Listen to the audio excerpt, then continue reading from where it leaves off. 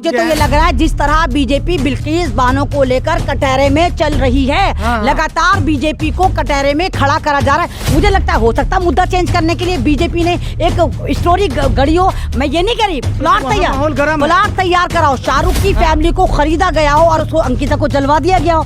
मैं ये नहीं कह रही कि शाहरुख वो होगा मुसलमान, लेकिन कहीं ना कहीं हो सकता है कि बीजेपी ने मुसलमानों के विरोधी काम करते हुए, क्योंकि ऐसा होता है अभी आप देखिए जयपुर में महाराष्ट्र में अभी ऐसा ही हुआ था, जहाँ पर वो सर तन से जुदा का जो नारा दिया गया था वहाँ भी बीजेपी के तार निकले थे।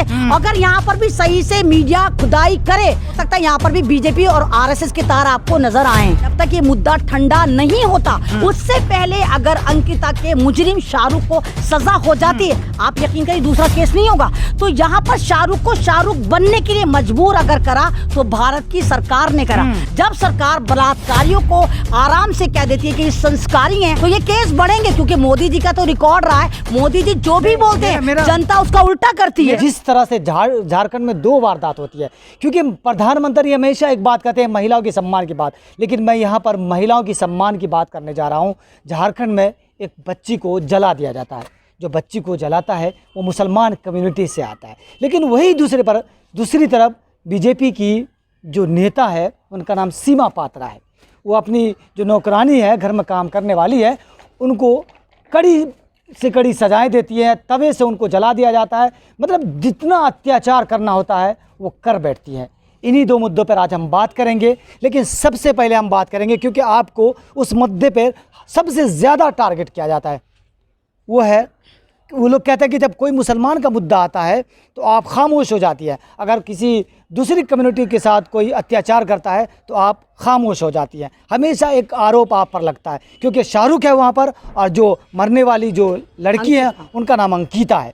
क्या कहेंगे आप? नहीं, ये तो खैर अगर आप कह रहे हैं मेरे पे इल्ज़ाम लगता है, मैं उस इल्ज़ाम को कबूल नहीं करती, ना मुझे ऐसा कभी आज तक सुनने को मिला कि मेरे पे लगा।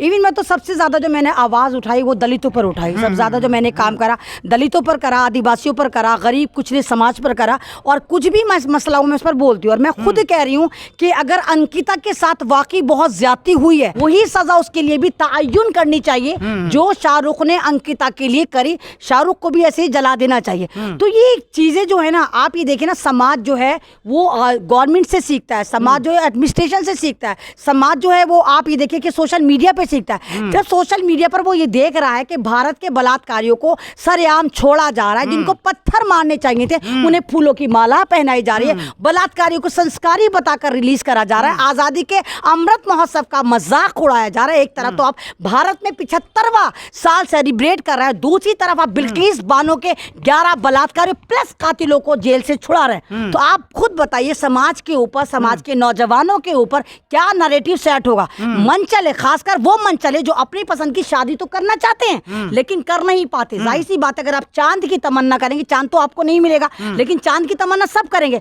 अब ये कहते हैं कि शाहरुख अंकिता को पसंद करता था लेकिन अंकिता उसको पसंद नहीं करती थी।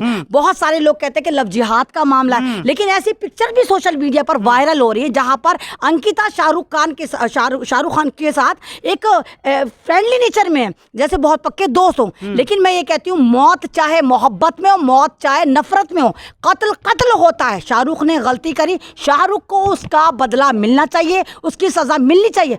इवन मैंने एक फोटो देखा जहां पर पुलिस वालों के साथ शाहरुख जा रहा है और बत्तीसी चमका रहा है, तो उसी वक्त अगर मैं वहां पर होती है, मैं पुलिस महकमे में होती, मैं उसी वक्त उसके सारे के सारे 32 दांत तोड़ डालती। सवाल ये था, आप कह रहे हैं कि लव जिहाद का मामला है यार, सोशल मीडिया की हम बात करते हैं कि 2 धड़ा बटा हुआ है।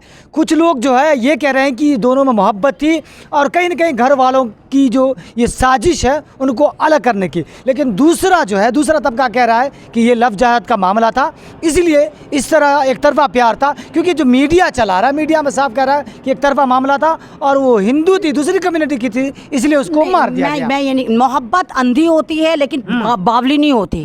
मोहब्बत का कोई ईमान नहीं होता, मोहब्बत लफ्जों में बंदी भी नहीं होती, मोहब्बत साथ मजहबों में बंदी भी नहीं होती। चाहे वो मीडिया जिहाद हो, चाहे वो बीजेपी जिहाद हो, चाहे वो भारत जिहाद हो, चाहे वो लव जिहाद हो। अंकिता मर गई और अंकिता वापस नहीं आएगी, लेकिन अंकिता को और अंकिता भारत में पैदा करने से, अंकिता बनने से हम बचा सकते हैं। उसके लिए मीडिया अहम रोल अदा करे, सरकारें अहम रोल अदा करें, जुडिशरी अहम रोल अदा करे। वक्त रहते, जब तक ये मुद्दा ठंडा नहीं होता, उससे पहले अगर अंकिता के मुजरिम शाहरुख को सजा हो जाती है, आप यकीन करिए दूसरा केस नहीं होगा। तो यहां पर शाहरुख को शाहरुख बनने के लिए मजबूर अगर करा तो भारत की सरकार ने करा। जब सरकार बलात्कारियों को आराम से कह देती है कि संस्कारी हैं, तो जाहिर सी बात है जितने मस्करे नौजवान मंचले हैं, वो तो जाहिर सी बात है जिनको मोहब्बत नहीं मिल रही ऐसी होगा। अभी आप देखिए एक केस अभी यहाँ संगम विहार में आज हुआ है, जहां पर एक लड़के ने अपनी महबूबा को गोली मार दी शादी न करने के जुर्म में। तो ये केस बढ़ेंगे, क्योंकि मोदी जी का तो रिकॉर्ड रहा है, मोदी जी जो भी बोलते हैं जनता उसका उल्टा करती है। वाकया चाहे जो भी करता हो, लेकिन यहाँ पर जब मीडिया चलाने लगती है और भी जो कट्टर लोग हैं, वो एक इसको हिंदू और मुसलमान का वो तमगा क्यों दे दिया जाता है? तो क्यों ये भड़काने मुझे तो कहीं ना कहीं यहाँ भी बीजेपी के तार जुड़ते हुए नजर आते हैं। मुझे तो ये लगता है कि कहीं ना कहीं मुझे तो ये लग रहा है जिस तरह बीजेपी बिल्किस बानो को लेकर कटहरे में चल रही है, लगातार बीजेपी को कटहरे में खड़ा करा जा रहा है। मुझे लगता है हो सकता है मुद्दा चेंज करने के लिए बीजेपी ने एक स्टोरी गढ़ी हो। मैं ये नहीं कह रही प्लाट तैयार कराओ, शाहरुख की फैमिली को खरीदा गया हो और बाकायदा कितने करोड़ देके उसको अंकिता को जलवा दिया गया हो। मैं ये नहीं कह रही कि शाहरुख वो होगा मुसलमान, लेकिन कहीं ना कहीं हो सकता है कि बीजेपी ने मुसलमानों के विरोधी काम करते हुए, क्योंकि ऐसा होता है। अभी आप देखिए जयपुर में, महाराष्ट्र में अभी ऐसा ही हुआ था, जहां पर वो सर तन से जुदा का जो नारा दिया गया था, वहां भी बीजेपी के तार निकले थे। अगर यहाँ पर भी सही से मीडिया खुदाई करे, सोशल मीडिया खुदाई करे, दूसरा नहीं, तो हो सकता है यहाँ पर भी बीजेपी और आरएसएस के तार आपको नजर आए। आप कह रहे हैं कि जहाँ भी कोई मामला होता है, चाहे वो राजस्थान का हो, चाहे उत्तर प्रदेश के मथुरा का, जहाँ भी बच्चा को पकड़ते हैं तो बीजेपी का तार होता है। तो बीजेपी की तार आप जब बात कर रहे हैं तो सीमा पात्रा एक है, झारखंड से हम बात कर रहे हैं, क्योंकि अंकिता की बात हो रही है, तो वो भी बेटी थी जिनके साथ भाजपा की नेता हैं अत्याचार कर रही हैं।